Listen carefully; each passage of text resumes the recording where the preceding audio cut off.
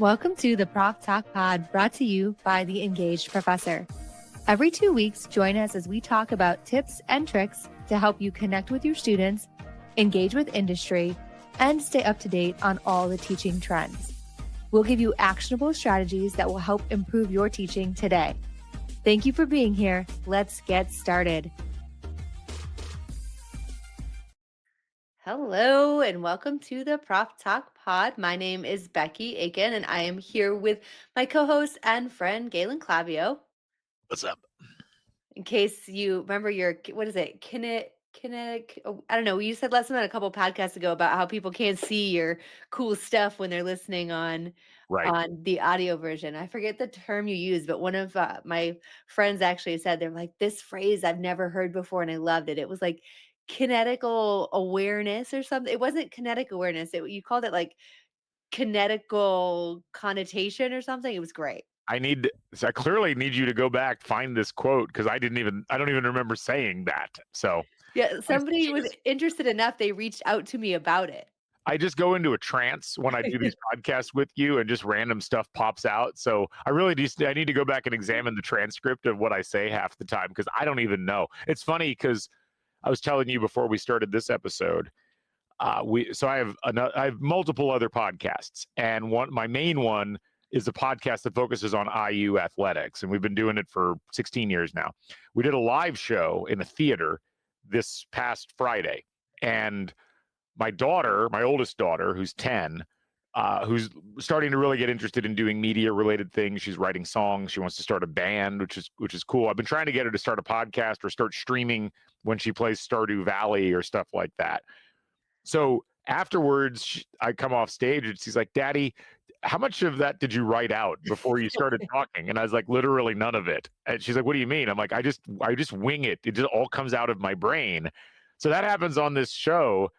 That isn't me trying to be impressive. That's me saying I have no idea what I'm saying half the time. So I'll say stuff that'll catch in people's brains, and I have to go back and figure it out myself. So Yeah, I do find that even though I think we both might type out a few ideas of things that we will say around the topics, we get into it and then you look at the list and you're like, well, I hit 2 of the 7 things I thought I was gonna talk about, because sometimes conversations go where you don't expect. I look at it like it's like driving with Google Maps giving you directions, but you actually know the directions better than Google Maps does. So, if I hit half of them, I'm still getting where I need to go. I just took a different route. Well, and this might be one of those, because this is a little bit I'm gonna call it squishier of an episode. I say that a lot in classes and students look at me weird, but it's not something that we can easily write out, because we are going to talk a little bit about maybe how our perspective on the use of generative AI in college classrooms may have evolved or changed in the last year. We've done a couple episodes talking about it over the year, but it was about a year ago where we really kind of dove in the first time on the podcast about this. And there's been some research released over the past few, months, probably about the past 2 years. Really, we started to see more of the just research looking at the effects of this on student learning, as well as from both positive and negative perspectives, as well as the usefulness of it for the things that they do. And we'll put some links in the show notes to some studies that you can read if you're interested, and kind of draw some of your own conclusions from. But the research is fairly mixed, to be honest. There is definitely research that's found that it helps support student learning, and there's research that found that it's negatively impacting students' critical thinking skills. And this is something that, I if you listen to this podcast, read the newsletter, know me at all, you know that I, since this dawn of generative AI being so easily accessible in November of 2022, I've been pretty pro AI in my classrooms. I have very, generous policies for student use. I've been trying to think about ways that I can integrate it into assignments. I've been using it myself to make my own assignments better for students. But I have started to think the last probably 4 or 5 months a little bit more about what it could mean for students' long-term skills in problem solving and critical thinking. And partially because I've started to notice some things in myself not being as sharp as they may have been previously, when I didn't have AI to help me do some of the things that I'm having it help me do. And things as simple as, Like when I sit down to structure a professional email, those are one of the things that I've been asking AI to do for me because email is a time suck. And I'm not as good at thinking through how do I start this in a way that is, intentional and makes sense. And that's just something super simple. This is not even like a higher order thinking skill I'm trying to draw on here. So, my perspective has evolved a little bit. But before we jump into that, I'm curious, Galen, if anything's changed or if you had any thoughts that have evolved over the last maybe year or so on the space in the space. I'm far more AI positive than I was a year ago. And this is somewhat a reflection, I think, of where, like, what I do media wise. Because I always try to tie, because so much of I'm one of those, I'm in a weird spot in the best possible way, in that I teach a very practically focused, industry focused area, and I'm able to focus very much my teaching efforts on that. But I also work in that area in my spare time. It's kind of like my side gig. This is an example of that. This podcast here, along with the other ones I do. And so I was a little hot there. I don't, get my neck a little more oxygen. But for those who aren't watching, if you're listening, I unzipped my quarter zip just slightly. So that got to give some kinetic directions to people when they're not seeing things here, Becky. So what I've discovered is how good AI is at giving me about 95% of material that's needed for things that need to be written in a way that's idealized for computers. So let me give you an example. So first of all, your email example is a good one. You're worried intrinsically that you don't have the skills to write a professional email because you've had AI do it for you and you're just tweaking what it gives you. I would argue that's a perfectly fine thing to give up brain real estate on, because at the end of the day, so much of the email that we're sending back and forth is just essentially computers talking to each other about processes. And there are going to be some moments where, yes, you'll have to apply some deeper thought to things. But what I've even done on those things is I've started sending like voice memos rather than sending emails, because I think email communication is not particularly natural. Like we write in ways that we don't actually communicate with because it's convention. So I would look at that as actually a good AI use. Another one is podcast descriptions. So I Yeah. do a ton of podcasts, and I can write a podcast description, but it's idealized for me. It's not idealized for algorithms, and you have to have algorithms gamed to promote your material in ways that people will find them. Otherwise, what's the point? And AI does that so much better. So I ended up springing for the Chat GPT Plus subscription, and I've been having it write YouTube idealized or YouTube optimized titles and descriptions, and I've seen a positive impact in the number of people that have been able to listen. Now I still check them and I still edit them, and if it says something that we didn't say, I will take that out. But it'll also write one for Spotify. It'll also write one for Apple. It'll like what it timestamps things for me automatically if I upload a transcript. These are things that would take me long periods of time to do, that I no longer have to spend long periods of time doing. And I don't look at that as a bad thing. And for students in those, and this is where I try to draw distinctions. It's like you still need to do the podcast, you still need to do the video. And I have not found any problems with students that I teach thus far in actually doing that kind of work and thinking about what it should be. So I tell them, it's like, if this helps you both save time and B, get more people listening or watching to what you're doing, that's a really good generative AI use case. Like that really does a lot of positive things. Now, again, that's an isolated instance, but it's one of those where why why are we bashing our heads against the wall to try to become experts in something that changes every few months anyway in terms of the format that we're sending out and using in business settings? Why not use the computer for that? To me, that's how you should be using AI. Yeah, and I think also my email use is still a good use and still a use I will have for generative AI, but the reason I started thinking about it more was recognizing that almost not almost everything we do is a learned skill, right? So from critical thinking to I believe creativity is something that can be learned and practiced and built, like all of those things, problem solving. And the more that you don't practice it, the worse you get at it. So when I think about my marketing consulting work and I get feedback from clients and the clients are like, wow, these ideas are so good, or this is really great, or we hadn't thought about this, right? Well, how did I get to a place where I could do that? Well, it's because I spent 15 years learning about, trying, thinking about, reading about, continually engaging in the profession to get to where I am. Well, if employers for entry level jobs don't hire students, they either teach people how to use generative AI or they create agents. How will people gain expertise and knowledge to be the leader, the strategy person, right? You have to do the bottom work Right. to get up to the middle and the top work.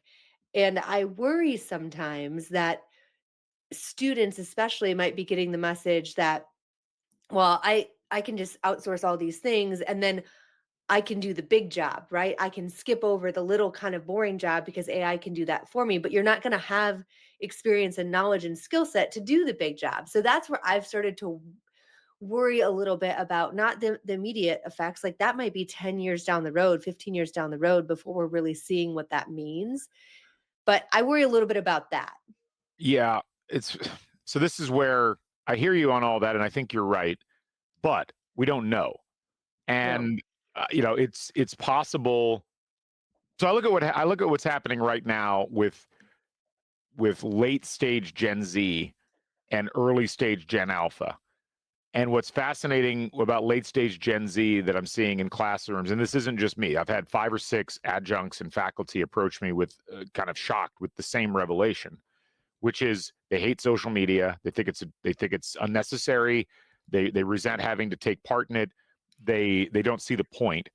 They they also are very skeptical of a lot of the media that is surrounding them because they view it as skewed and clearly pushing an agenda, which is a level of critical thinking that millennials have never really grasped, just to be fair, and even early stage Gen Z, where it's just kind of the natural selection of things.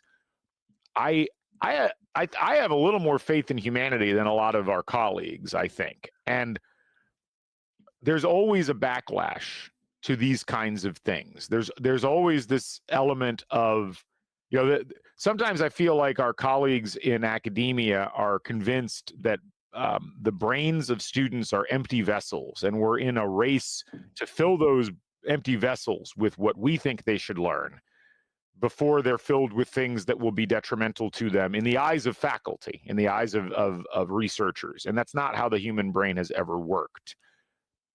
So I look at the utilization of Gen AI right now, and I look at the criticism of Gen AI even in research, and whether or not the research is statistically significant or theoretically important.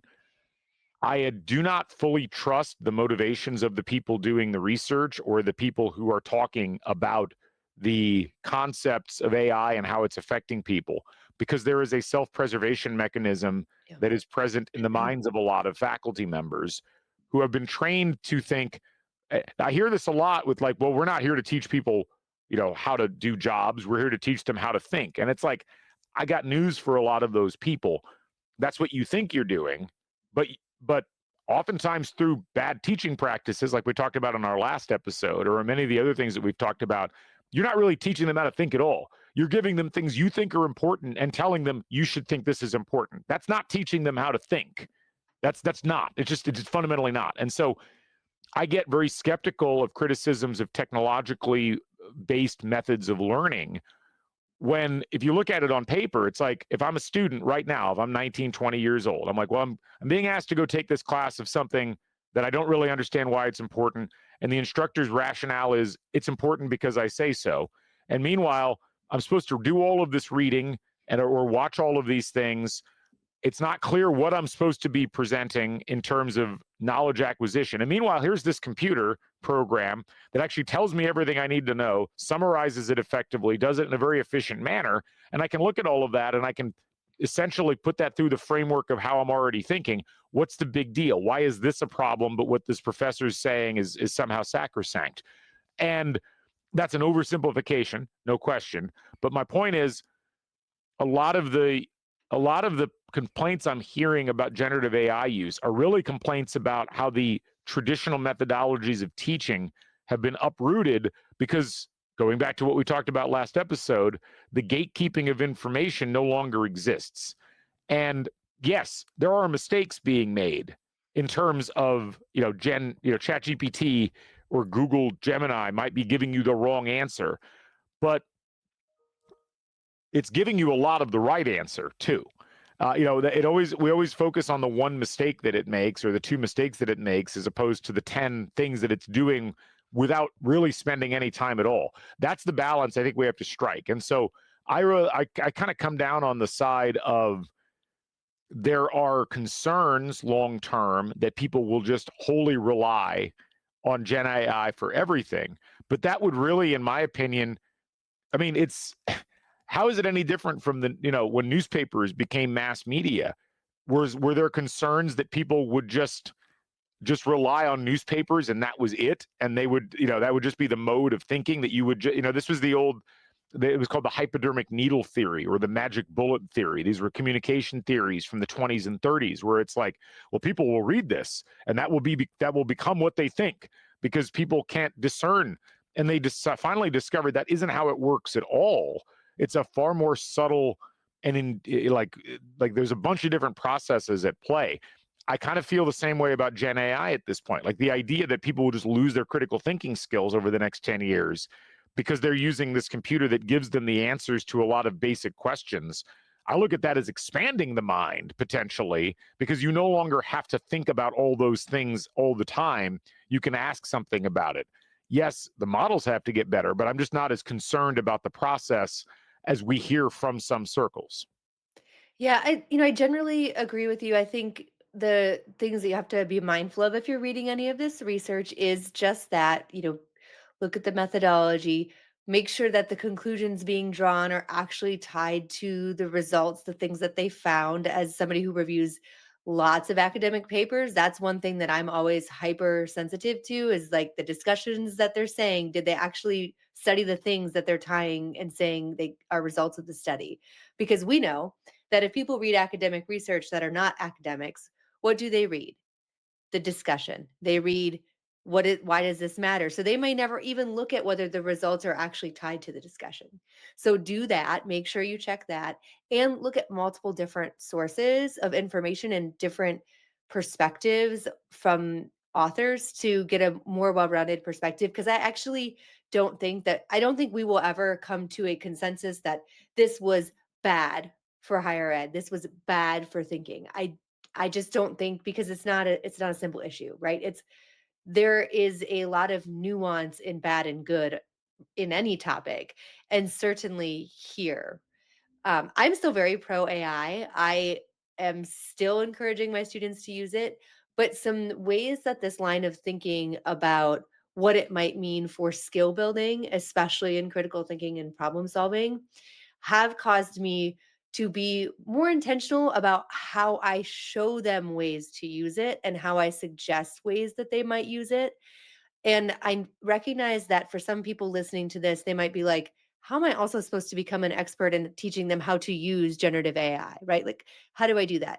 I hate to tell you this, but you have to. You have to be engaged in learning more about generative AI, practicing with it, so that you can look at your assignments and what you're doing in class and think intentionally about ways to tell students that might make sense to use generative AI, which is the biggest change I've made this semester, a little bit last semester, but fully all in this semester. For every assignment, I give them a list of ways they could use generative AI in that assignment. So, to do the initial research. And then I say, make sure you ask for resources, references, and then visit them and make sure that it's giving you correct information. So usually I have 1 to 4 things that they could use generative AI to do for that assignment. And Mhm. then I tell them, if you use it in this way, here's what you also need to do before you turn it in, to really try to structure and teach them where they can use it, how they can use it, and why that might make sense, what that allows them to do differently or spend more time on. And a really good example is like if they're doing an academic article review, I'll say, maybe you converse with this PDF as opposed to read it, ask questions, and use that as a way to understand it better. Because let's be honest, a lot of academic research is not written in an accessible manner. It's just not. Oh, it's on purpose. And it's, again, it goes back to the gatekeeping and the idea of academics have gotten very used to talking to each other. And Right. yet we're asking students essentially I love how we get into these topics that probably get me in trouble if anybody like actually listens to me talk. But it's almost like we're indoctrinating students into the idea that, well, this is the real form of intellectual communication, when in reality, the way that it's written, the way that academic research is generally written in certain disciplines, especially, and I'll honestly throw sports marketing and sport management right into this. It's it's inscrutable. It or it either overpromises what it's saying, or it's written in ways that, because every part of the problem we run into in the disciplines that we've researched in the past is often that there's no, once something's written, it's like, well, we're not going to touch that again. Even though the whole purpose of science, social science research, and a lot of what we do is really, well, okay, this person claims this, so we should probably do this to study again to actually see if it works. I've had so many desk rejections. It's like, well, this has already been written about. It's like, well, that's not really the point. Um, but then even within those articles, the way they are written is not. It's not even written at like a junior, senior level at an undergrad. It's written at a grad or PhD level. It's very hard for a lot of master's students when they're first given a research article to even understand what the heck is being written about. I think it's a real problem in general because it creates an environment where what you're putting out there isn't really going to be accessible by a ton of people, but it also invites generative AI to help analyze what was being written about in the first place. But even I've run some articles through Gen AI, and it's like, I'm not really sure what this article is trying to claim, because again, it's like there's the reviews on a lot of these things don't do a great job of evaluating what the arguments are in the first place, and the arguments aren't being made in particularly good ways. And I'm not trying to be critical of the research front per se, but I am being critical of the idea that using, like, the idea that students aren't going to use Gen AI to try to evaluate what's going on, and the idea that you're still locking a lot of the basic knowledge you're trying to get from people or get out to people behind these barriers of language turns people more to, well, can a computer help explain this thing to me that a human tried and failed, or maybe he didn't even try but failed to adequately explain? Where I just don't, I'm not there yet, right? Like I'm not in, even if another communication scholar could understand this, I'm not there yet. And so that means I don't get the knowledge until I've gotten a PhD. Well, if I never get a PhD? And as academics, right, our goal, we disseminate information, hopefully, right, to impact the way that things are done in whatever field that that might be. So if the people who are doing the things can't understand the research, then it's not going to be used. If we want it to be used, I think, generative AI is a great opportunity to actually get people to engage more with our scholarly work. Because honestly, before I would tell students that that's a thing they could do with this assignment was to use generative AI to help them find an article, one, and two, help them understand it. They just didn't read it. Right. Right? So we're moving from not doing anything to doing something. And sure, I would love every single person to read the academic article 4 times and annotate it and ask all kinds of questions. But that's also a skill that you're asking somebody who's a new grad student, or even an, I use academic articles in my undergrad Mhm. classes, Yeah. right? To ask them to do. It's not, we forget that those things aren't simple for a novice because we've been doing them for so long. I don't even know that we forget. I think it's almost like it's like intellectual hazing. Yeah. Well, I had to do this, so they're going to have to do it too. And rather than continuing to pump people through that, step back. And again, I use the calculator, metaphor with AI all the time. When they invented the calculator, we didn't stop doing math. We just did harder math, and we didn't worry about the having to do it by hand. And with research articles, if you're using those in class, the idea of having AI help to summarize is fine as far as I'm concerned. while you're learning how to read those things, if it's even something that's going to be relevant. And again, I don't know at this point why anybody would learn to read a research article unless you have a very specific research or industry related item that you need to execute by reading research articles. But it goes back to the idea of, why am I asking them to do this in the first place? You know, if the goal is have them read this to find out why this theory was important to interrogate, to find out why this study was important or impactful or transformative, you're actually, I think, reducing the impact of that by making them go read the whole research article if they're not armed with that skill already. I'd rather they read a summary that said, well, here's what this actually means. Now, if it's giving you the wrong summary, that's a different story. But I think that happens a lot less often than we would be led to believe that it happens. Well, especially now. I mean, early on, yeah, it wasn't great, but the models are incredibly improved already and likely to continue to improve. And we have to be thinking about like what's the next thing that it's going to be able to do, because it's not going to get worse. It's never going to get worse unless like it gets hacked and the whole world goes down in Well, flames. But other than that, it won't get it. I watch too many movies. So the one thing that you said that I want to pull out that I think is super important as you continue to think about your own perspective on generative AI, which is, what is the purpose of the assignment? mm, And how can you suggest students use generative AI to get to the purpose of the assignment in the most accessible way possible? So I think about your podcast example is such a good one, Galen, because I use AI to write the show notes as well, come up with title things, because the purpose of what we're doing is in the podcast, this discussion, this is the outcome, is the thought processes that we hope to stimulate in other people and the information that we hope gets them thinking about the next thing. I don't really care that the title came from my brain. Like, that is not the core concept. So same thing when you look at what you're asking students to do in assignments. If you really care about their ability to think and apply the information, then why wouldn't you suggest they use generative AI to help them understand the information better? That just seems to make sense. So as you're looking at the work that you do, one place that I've gotten, because I'm thinking about how this supports student learning versus replaces it, and how I'm worried about, skill building, is thinking intentionally about what makes sense for them to use it for so they can do more of the thing I want them to do. So they're not outsourcing the thing I really want them to do to build the skill or gain the knowledge I want them to gain because they don't have time.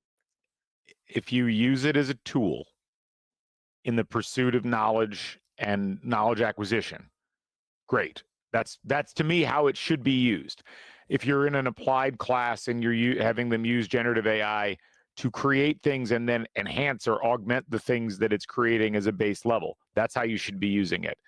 I just think I think there's a fear of being replaced in the minds of many people in academia, and so many of those people have decided to draw a line in the sand and say this is removing our humanity. It's almost like the Luddite uprisings in England in the 1830s, where you had farmers like protesting against automated machinery to help pull crops, and you had people going around in mobs and destroying like thrashers and harvesters. It's not, I mean, it's not quite to that level, but I do think a lot of the anti-AI rhetoric is wrapped up in a whole bunch of other societal issues that distract from the main thing, which is like, here is this tool. It's an imperfect but rapidly improving tool where students are able to have this entire body of knowledge, essentially the entire body of human history's knowledge, in something that is responsive, can be molded. We really should be teaching prompts and building it directly into the classes so that we can do better and more efficient things in classes. But there's a real resistance amongst a lot of people, and I understand where it comes from. And I'm not saying that there's no. I'm certainly not saying there's no problems with AI. There's certainly problems with generative AI. There's things that need to be evaluated intellectually. What I don't like is this idea that it can't be trusted, so therefore we shouldn't use it. And by the way, what we should be doing is the same thing we were doing 15, 20 years ago in the classroom. That is something I do have a problem with, because I think you're actually shorting your students. And one of the things we've talked about, we had a big town hall meeting about this with our faculty a couple of weeks ago, And one of the things that came out was like, if you're not arming your students with knowing how to use this, as you said earlier, you are making it hard for them to go get jobs. And whatever you think the purpose of higher ed is, students think it's there so that they can increase their job prospects, increase their earnings prospects, and be competitive on the global marketplace. If you're not helping them with that, then you're hindering them with that on the AI front. And I do think that that's something that everybody needs to get their head wrapped around pretty quickly. Well, and to be honest, even if you have students who came to college just to expand their knowledge and become better critical thinkers and more rounded individuals, they still have to get a job. They're going to have to work. And So, yeah, and you know, if you're going to claim it's not your job to help them get a job, then you are surrendering them to AI at that point, because AI doesn't realize that it's not its job to help them get a job. correct. So, some things to think about as we wrap up. I think we could do an hour long episode on this one. I know, like Galen said, we both. I think we both understand why there's resistance to this. It's change. It's big change, and change is scary. That's natural. But my reading of the research so far suggests that the differences in the studies that are finding positive versus negative outcomes has come down to how it's been structured and how the use has been communicated to students. So again, while I know that our jobs when we got into teaching were not to become proficient in teaching generative AI, this is the world that we live in and it is evolving. And I don't know that you have a choice other than to start thinking about intentional use. Because if you don't, if you just say, I'm not going to guide students in how to use this in my classroom, in my field, in my assignments, they're just going to try to figure it out for themselves, right? So the more intentional you can be with telling them ways that it can be used, and if there's ways you don't want them to use it, you know what I've found is a lot easier when I give them license to use it in a way to support their learning and say explicitly, this is a way I don't suggest you use it on this assignment. I've given them license to use it. So they are focused on, okay, Dr. Aiken thinks this makes sense. So I'll use it this way. Right. And maybe they'll be less likely to use it the way you don't want them to. Mhm. And then the last thing I'll say about just structuring is thinking intentionally about building in areas of friction and then telling students why it's important for them to struggle with a blank page sometimes. Right. Give them the why, just like we talked about. I think that's like the theme. That should be the new name for the podcast, the why of teaching. Because if you give them the why, it's not going to work for everyone, but more students will buy into, okay, well, it makes sense that they don't want me to use generative AI because this is the outcome they're hoping to achieve without me using it. And that's extra work for us, but potentially more beneficial in the long run for our students and for our own mental sanity. It's funny because Katie's podcast, which she no longer does, was called How to Teach College. So now you want to teach, why to teach college. So this is some nice synergy here. We need to get some other of the five W's and the H, before we move forward with things. But no, I think all that sounds good. And ultimately, look, you said, well, you hit the nail on the head. As much concern as there is about students and how they use AI, I'm more concerned about professors and how they don't use AI at this point. And that's why I got this subscription. It's why I've dived in to using it in a bunch of different areas. And I found the more I get into it, that I wish I'd done more earlier. And now I feel like I need to catch up and constantly stay ahead of it.